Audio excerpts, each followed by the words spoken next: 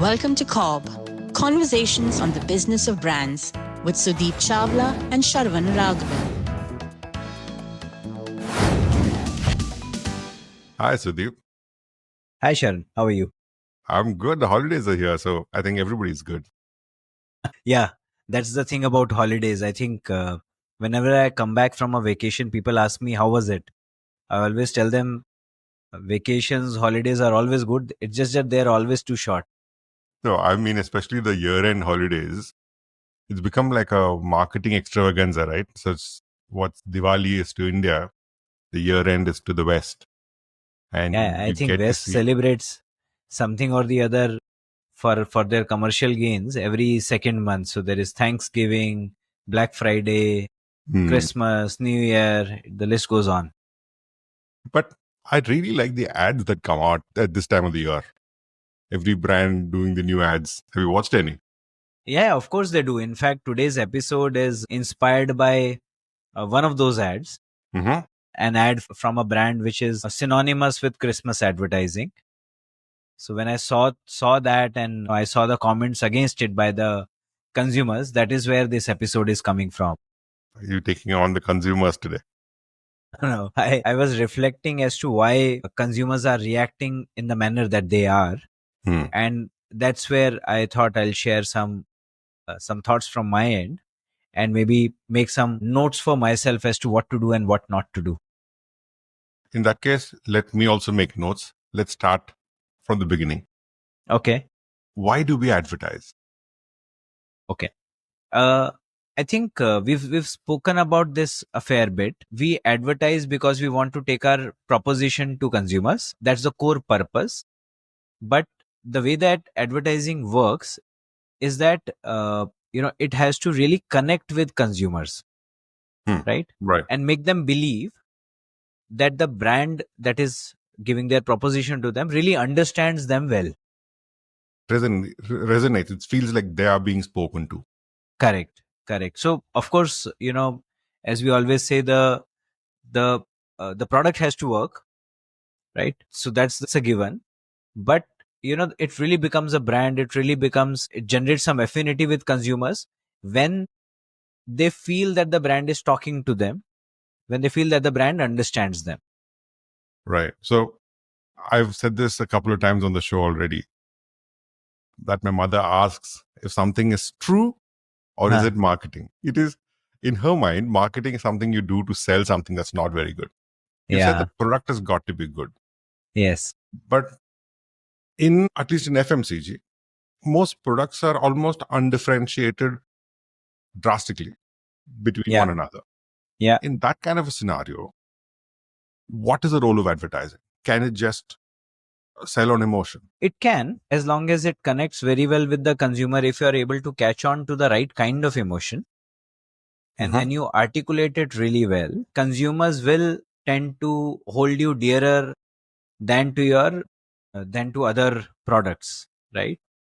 There are many categories, Sharon, that can be called as commodity categories, but there are brands that have emerged in those categories, and those brands have got consumer preference built, not just because of their focus on quality, but also in the manner because of the manner in which they are speaking to their consumers, right? Look You at, want to for example, illustrate that with some examples?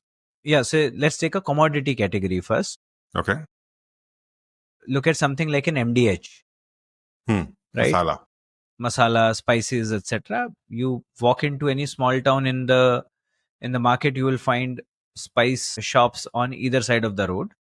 So there is very little differentiation between them. But MDH somehow, with the way they have branded themselves, with the way they have spoken to the consumers, they show the sort of authenticity, heritage that they have behind them, and they bank heavily on Mahasha ji and his persona, etc., to create that imagery amongst consumers. Right. Similarly, you look at, for example, a Fevicol. Hmm. Hmm. Product is largely undifferentiated. There are various glues in the market. Fevicol has held this promise of the ultimate jod, or the bond that can't be broken. And then what they've done on top of it is that they have crafted year after year renditions, slice of life renditions, which have made the brand dearer to consumers. Right. Because the message really doesn't change, right? Yeah. Yeah. It's the same thing. And even Same thing. across different products of Fevicol, the Yes. communication cannot be different. It's got to talk about Jode. Correct. It does. That's it. Yeah. And because they're clear that anyways consumer is not going to buy the brand. Hmm. Yeah. They're only going to accept or reject once somebody proposes. And hence, I think that route works very well. Similarly, I would say in the detergents category, there will not be tremendous amount of difference between various detergents. Yeah. Maybe a Henko might be somewhere in the same zone of performance as a Surf or a Tide. Now, even a Henko, as you've said in the past, is called as Henkel wala Surf or Henko wala Surf, right? Think of surf. So therefore, Surf became such a default name.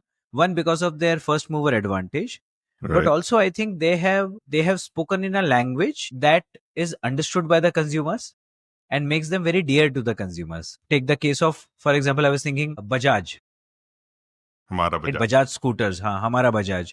Now, my father was the dealer of LML Vespa scooters, Okay. and there is no doubt LML Vespa was ages ahead and Hmm. a much better product as compared to Bajaj, Okay. looks wise, performance wise, etc., etc. But Bajaj has this, via their communication, Hmm. the Hamara Bajaj, and if you remember that communication, it just shows Bajaj being used for variety of purposes, and most of those situations were very commonplace situations. Yeah. I agree with what you're saying, but you're taking it back to my mother's territory. It is, we're talking about products outside of Fevicol, maybe even Surf and Bajaj, products that were not necessarily the number one product, Yeah. but kind of got through because the brand managed to communicate well. So Correct. I have two questions. Yeah. Can advertising make a MediaCorp product a better product or more acceptable? And two, is it about the amount of TRPs we put out? Because the higher the frequency, the higher, more it resonates. So does that also have a role in this? I would still say Sharon, the purpose is not to provide consumer the best product. The purpose is to provide consumer with the best value. Ah, okay. I like that Yeah. articulation. So therefore, Bajaj was a bundle of product and promises and the feeling, Hmm. and hence consumers chose it, right? And held their preference towards it, right? Bajaj never said that they were the number one scooter.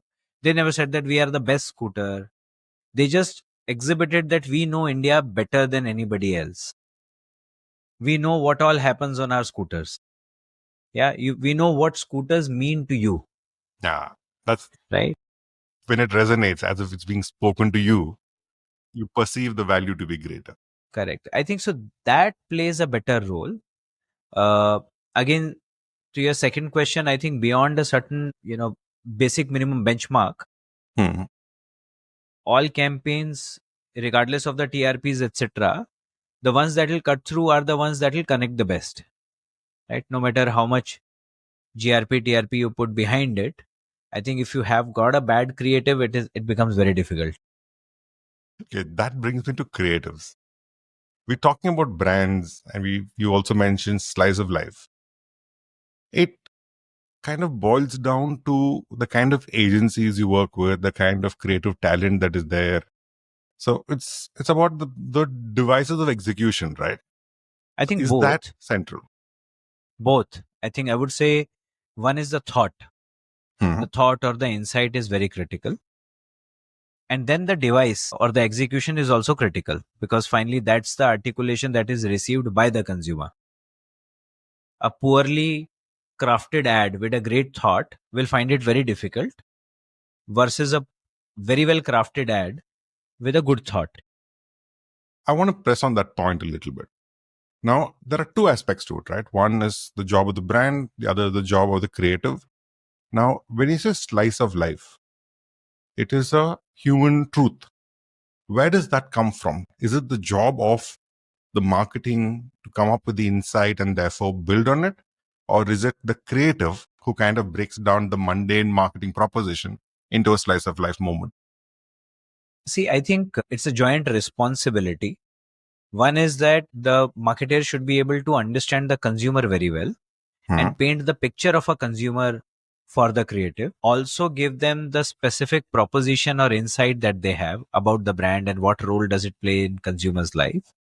Then it is up to the creative to choose what kind of execution do they want to go for, depending on what is the kind of consumers are they speaking to. A lot of the time, uh, especially amongst kids and teenagers, the executions are in the zone of aspiration, not really about slice of life. Hmm. And when it comes to adults, again, depending on category, people have taken different routes, right? Your luxury products, etc., tend to build that aspiration. But a lot of the brands have succeeded because they fit themselves into the current life of the consumers and make it marginally better or make them feel better about themselves. Right. That's precisely the reason I asked this question, because we're talking about AI and ads. Now, if we're going to use AI, can we do away with the creative agency altogether? See, I would still say that use of AI, Hmm. you know, for execution, and when I say execution, execution has, uh, characters in it, situations, emotions, everything. Now, it is not necessary that the marketers will use AI. You will have agencies that will use AI. Fair enough. So, Right. yeah. So, therefore, for a moment, I'm not saying that AI is replacement of agency. I'm saying AI is a tool, right? Now, how do you use that tool depends on you. Where we started learning about AI was supposed to be an efficiency tool, Right. Exactly. right? It takes away all the mundane tasks. It is able to take commands and give back some output, etc. And therefore, over a period of time, it should liberate human beings to do really creative and value adding work. Yeah. And all the mundane tasks should get outsourced to technology or AI. And that's how, even Naval Ravikant talks about technology and this age, etc. Now, and that is where, a little bit of tension starts building in, because your communication to your partners, peers, or to consumers, etc., is supposed to be a human and a creative process. When you start outsourcing that to AI, then I think there is a tension there, because what gets created then is robotic, impersonal, and non relatable. Is that what's happened to the Coke commercial? Correct. So, Okay. and this thought is coming from what Coke has done recently. Coke has released, I think, 2 or 3 ads. And at the start of the ad itself, it says created by Real Magic AI. Hmm. Yeah, Now, when you I've look seen at that. the ad, the production quality is decent, right? So AI seems to have done a good job, but it is completely devoid of emotions, devoid of those little magic shots or moments that a human brain is able to create when they really unleash their creativity. True. It's not like people don't like it because it's animated. There have been Yeah. animated Coke ads before Christmas. Yes. Yes. It is still animation. It's good Correct. quality animation, Yes. but there's something missing in it. It's something disjoint. Something is lacking the fabric that kind of holds the whole thing together, right? Correct. Correct. So, and over a period of time, I've started using AI for a variety of purposes, Mm-hmm. creating notes, creating summaries. In fact, in the latest TEDx speech that I did, my last one, all images in my presentation were AI generated. All of them.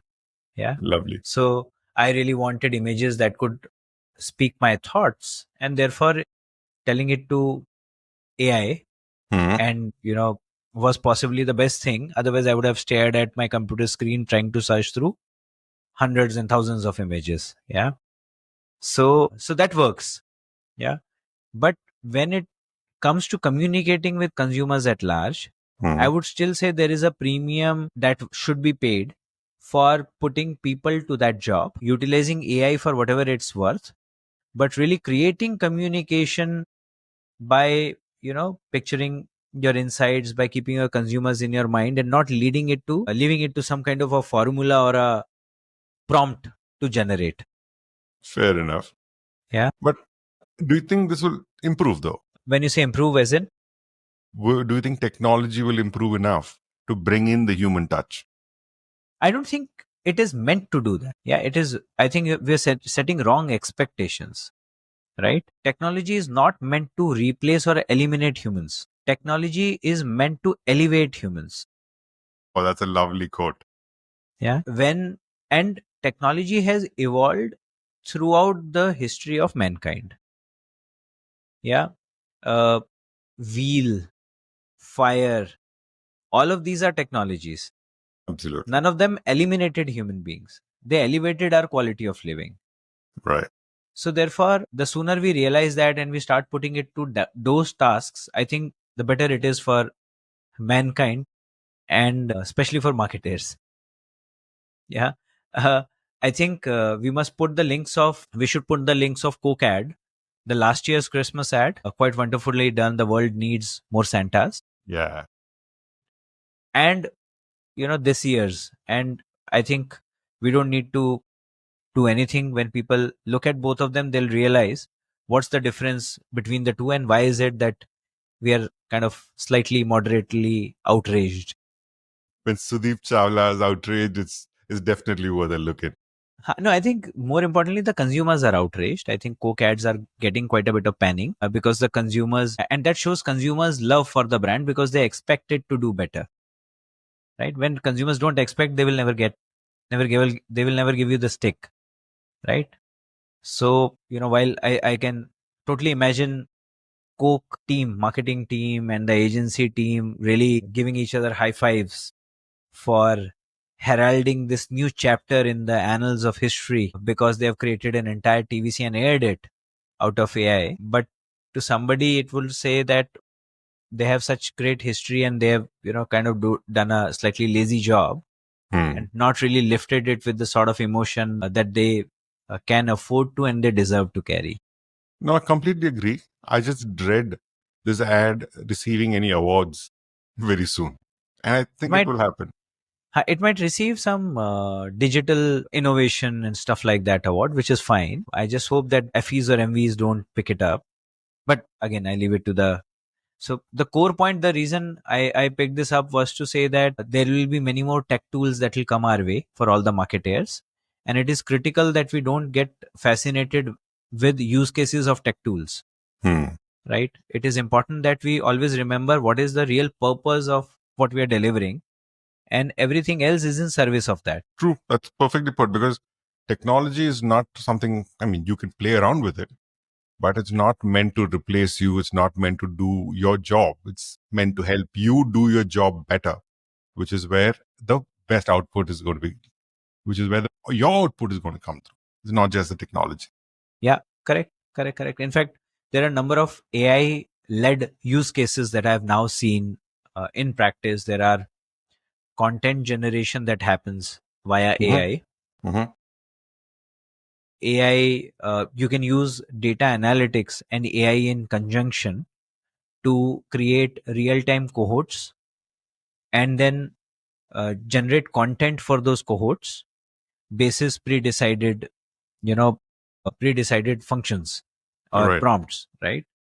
Now, all of that AI can do. But the fact is that if the cohort is already known and you have done immersions with them and you understand the insight, it becomes easy for AI to generate the content that is slightly more meaningful, impactful, etc.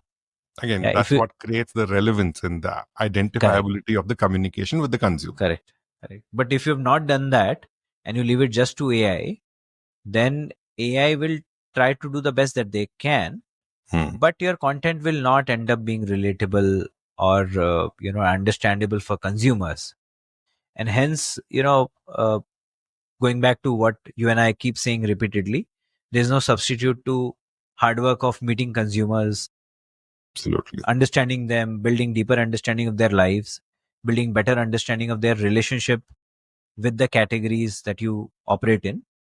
And finally, putting all the effort such that any marketing we do creates understanding, creates deeper relationship with them. Perfect. I think that's a brilliant way to close this one. Thank you for listening to CoBB, Conversations on the Business of Brands with Sudeep Chawla and Sharan Raghavan. Subscribe and learn more at copcast.net.